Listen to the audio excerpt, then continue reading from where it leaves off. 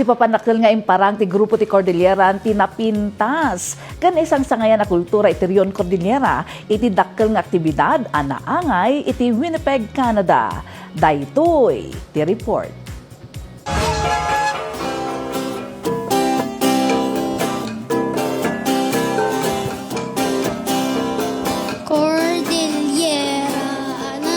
Daytoy ti makapaamanga a presentasyon, anapwan mensahe ken inspirasyon, nakaala iti adung atensyon, kas tampok iti Folklorama, ang mabigbigbig kas largest and longest running multicultural festival iti Winnipeg, Canada. Presentasyon daytoy iti grupo ti kailian a Bibak Association of Manitoba Inc. ang napuluan ti Ilimi. Madaydayaw, nanagan mo, Apo Kabunyan.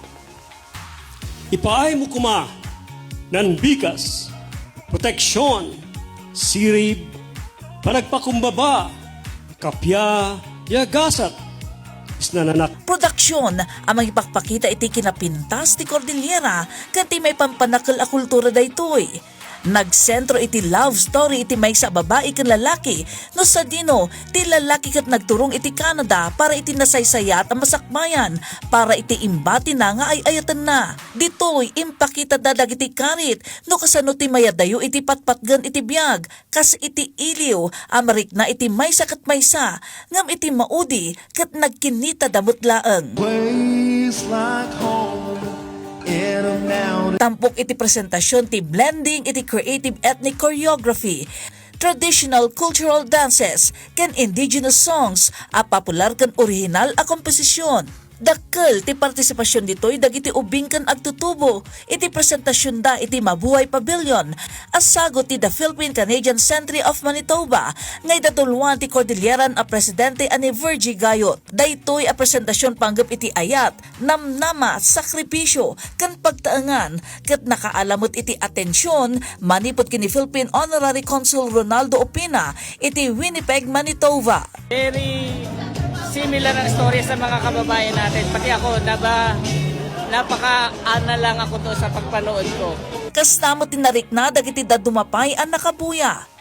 It was incredible production value. It told a beautiful story, and it might be my favorite that I've been to this Folklorama. Sigun kini Bibak President Cesar Cadag, naingat tinagbalin a panagsanay da sakbay ti presentasyon. This is our second time to join the Mabuhay Pavilion of the PCCM or the Philippine-Canadian Center of Manitoba.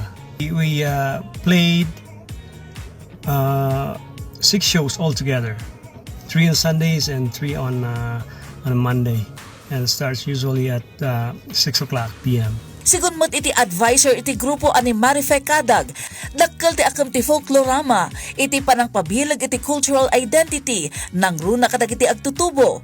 Daytoy apakabigbigan ket may pakpakita baban iti musika, sala, istorya ken values, maibingbinglay ken may preserba. Dumanon iti 45 nga ethno-cultural pavilions iti Winnipeg, tinaiparang iti 2 lawas sa presentasyon ti aktibidad. Here in Winnipeg, we are encouraged to participate in to make a pavilion and then invite people and showcase their own culture and heritage through music, dancing, some food, and some souvenir. Laglagi pon tayo nga wanrasat, uray ka anuman, uray sa dinuman, datayo, ket Pinoy.